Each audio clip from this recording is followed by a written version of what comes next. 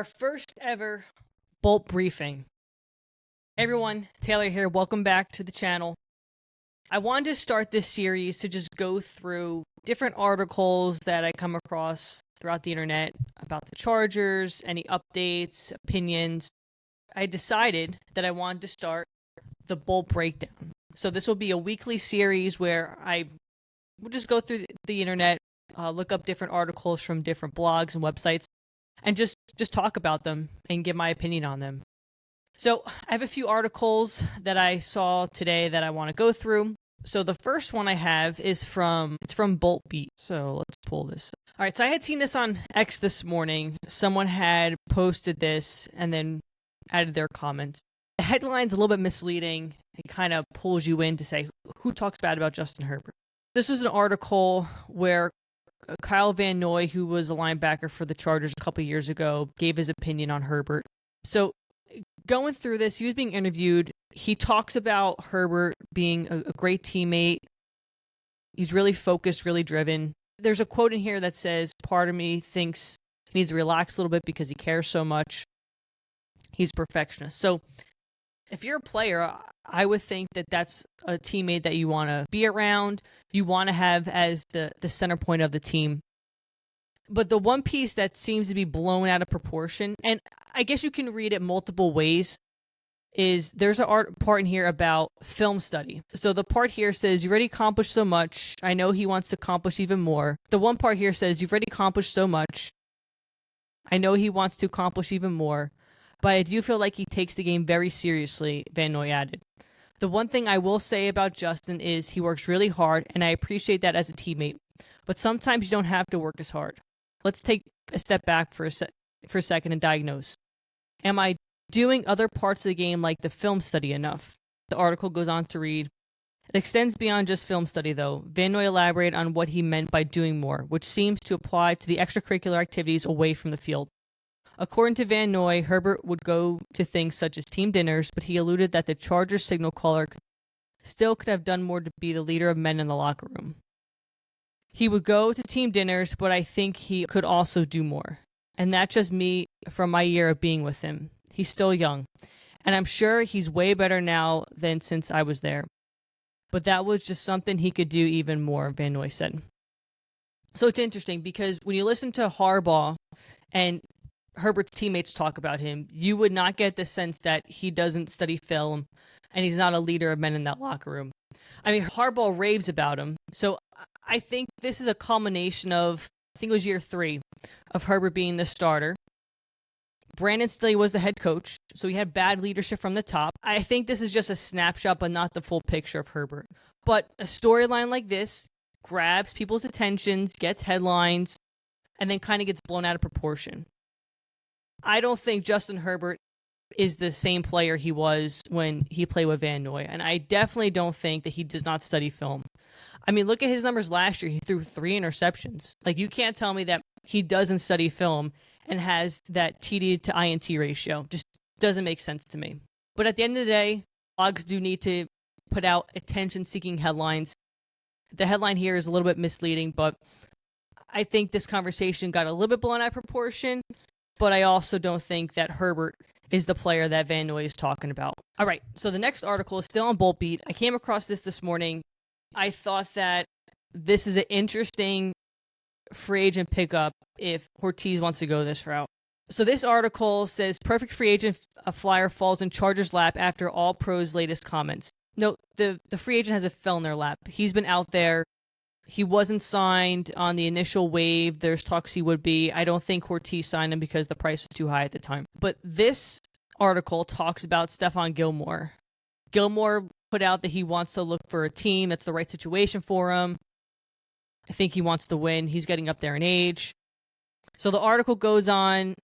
Gilmore didn't outright say the Chargers, nor has he expressed any public desire to play for the Bolts next season.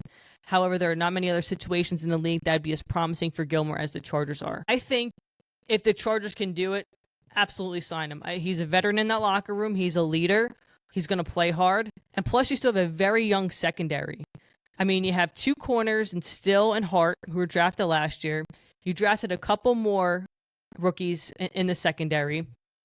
there's always room for injuries to happen. Like last year, Cam Hart just couldn't stay on the field. So I think this would be a great signing if the Chargers could get him at the right price. So the article goes on to read, there's also a place for Gilmore to fit right in. While Gilmore is primarily a boundary corner, he has shown the versatility to move around defenses and can play in various alignments. This goes hand in hand with the versatile defense Minter's creating in LA. Like I had mentioned, the article also says he gets to mentor Still and Cam Hart, while also getting plenty of opportunities to play himself. I mean, they signed Dante Jackson and Bender St. Just. It says they joined the Chargers Flyers this offseason, but their futures are not guaranteed. I think if the Chargers can get him for the right price, absolutely sign him. You have nothing to lose by signing him. You'll get a veteran presence in that locker room. You'll have a veteran to help mentor the young players in that secondary. I say it's a win-win for both Gilmore and the Chargers if they can get this done. So this is yet to be determined. We'll see if maybe this kind of develops as training camp starts, but I think it's definitely a good pickup to have a veteran in that secondary that they can rely on. All right, so let's go to Chargers.com. Chargers.com has a few articles that were put out, which I found this one to be interesting. This one popped up. It's the newest one. So let's go through it and talk about it, because I have had talked about this in my other episodes about the run game, where they have the Thunder and Thunder tandem now between Hampton and Najee Harris. So the Chargers have 6 running backs on their roster right now. Harris, Hampton, Haskins, which is a Harbaugh guy, Kamani Vidal, who they drafted last year. I think Jared Patterson was a practice squad guy last year, and Raheem Sanders. I'm not sure about him. I think from last year to this year, the running back room was completely revamped. Harbaugh wants that established, tough run game to set up Justin Herbert for success. They talk about here Najee Harris. Now, the 27-year-old running back joined the Bolts of free agency, is the only active player in the NFL to have at least 1,000 yards rushing in each of his last 4 NFL seasons. He has also been reliable as they come, appearing in all 68 games throughout his career.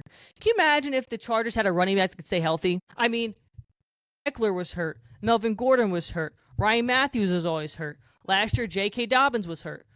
Gus Edwards was hurt. I mean, if you could have one running back to stay healthy, my God, I can only imagine how good their run game will be. Greg Roman adds in this. I'm kind of blown away. His energy, positive energy he brings, and then watching him move on the field. His suddenness for a guy that big to be able to get out of things as quick as he does. I've watched him from afar, and man, he's a darn good player, but seeing him up close and personal and getting to know him, we're excited to have him. He's been kind of blowing me away in every sense. So not only do you have a durable guy, you have a veteran now who can mentor their young running back in Omarion Hampton. There's a reason why they got Hampton with their first overall pick, establishing the run game for years to come, right? So Najee Harris can kind of take the lead, develop Hampton. Hampton takes over as the lead guy. So the article goes on to say he brings that same type of mentality Najee brings. Like I said before the draft, we're looking for someone who complements but also offers the same. So like I had mentioned in, I think, a prior podcast, or actually my one coming up, that there's that Thunder and Thunder combo with the Chargers running back. So I think this is a positive sign for the Chargers to actually have a real run game and not finish in the bottom third in rushing in the NFL this year. So the article goes on, just a player to watch, which I think Hampton's going to have a really good rookie season, especially if that offensive line does what it can do. I think he's going to be close to maybe 1,000 yards rushing this year. I like to be optimistic, but I can definitely see it, especially if, like I said, the offensive line can hold. There's a lot more play action because Herbert has time to make the plays. And then having Najee Harris take some of the workload off of Hampton. I'm really excited to see this rushing attack this year and what it could actually be. So it'll be cool to see what comes out of training camp. Also, if you are going to training camp, I plan on going July 24th. It's a season ticket holder exclusive training camp. I will be there. So let me know below if you plan on attending training camp this year too. I'd love to meet up with anyone who watches the show. All right, let's switch over to Bolts from the Blue. And there's an article up here about Ladd McConkey, and I tend to agree with this article. So this one says, Ladd McConkey can become all-pro, analyst says. I 1,000,000% agree that he can become an all-pro. Like I said, the offensive line is better. The Chargers are going to have a legit run game. And Herbert has more weapons to open up that offense. I mean, think about the wide receivers they had last year. You had McConkey. You had Quentin Johnson. You had a couple tight ends that weren't really catching tight ends. I think free agent wide receiver signing was DJ Chark, who played, I think, a total of 2 games. So that offense has been completely revamped from last year. So I think that gives McConkey the ability to actually make that leap to All-Pro. So from last year, he had 82 catches, 1,149 yards, and 7 touchdowns in 16 games. The article goes on to say, Bleacher Report writer Mo Moton said, Ladd McConkey didn't have a major workload at Georgia, but he showed the playmaking ability to be the Chargers' go-to target in the aerial attack, hauling in 82 passes for 1,149 yards and 7 touchdowns. Like I mentioned, the Chargers have bolstered their pass-catching group. They signed tight end Tyler Conklin, drafted wideout Trey Harris in the 2nd round, and brought back Mike Williams, who has a strong rapport with quarterback Justin Herbert. Still, McConkey will likely lead the Chargers in most receiving categories in back-to-back years. With an impressive 73.2% catch rate, he's earned Herbert's trust as a reliable target, and his inside-outside versatility allows him to stay on the field for most offensive snaps. Heading into year 2, McConkey's on a Pro Bowl All-Pro trajectory. Like I mentioned, I think that happens because of the revamped offense, having better people on the offensive line, having a real run game, having additional weapons to help out Herbert spread out the offense. Do I think McConkey would still have an All-Pro year if it was just him in the same kind of group last year? It's tough, especially with the big-time wide receivers in the league. It's definitely possible, but the problem is if all you have is Ladd McConkey, he's going to be double-teamed, and then Herbert has to look elsewhere.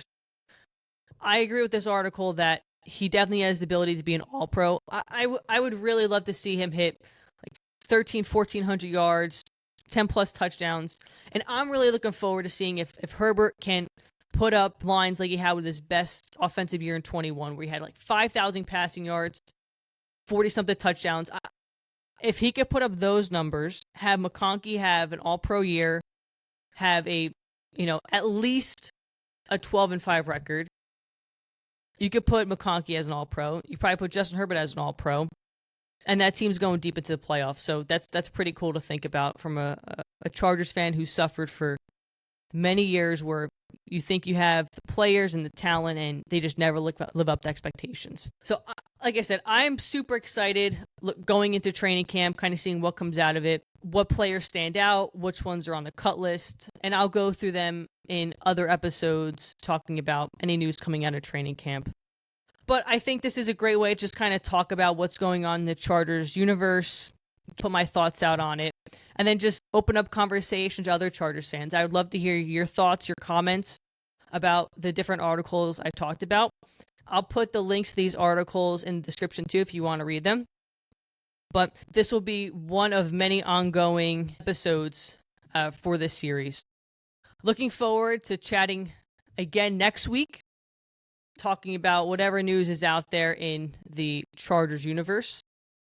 So be sure to subscribe to The Electric Edge on YouTube. Follow me on X at The Electric Edge Pod. And please let me know in the comments what you think, what your expectations are for training camp, what your outlooks are for the season. Let me know in the comments. I read all my comments. I look forward to responding back to you. So be on the lookout for my new episode dropping this week, Thursday at 9 a.m., where we talk about the 5 keys for the Chargers to win the AFC West. Thanks, everyone. Talk soon. And as always, bolt up.